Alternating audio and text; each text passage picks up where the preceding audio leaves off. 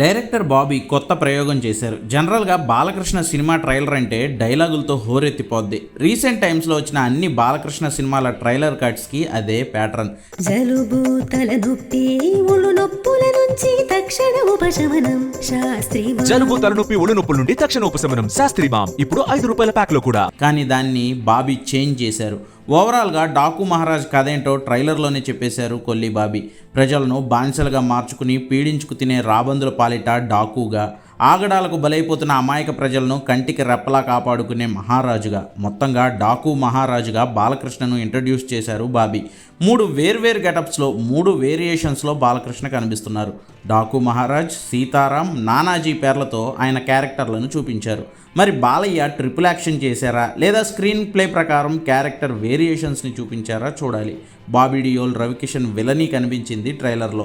శ్రద్ధా శ్రీనాథ్, ప్రజ్ఞా జైస్వాల్ కూడా కనిపించారు. Thaman background music అయితే యాజ్ యూజువల్గా బాలయ్య సినిమాకు పూనకాలు వచ్చినట్లు కొట్టాడు.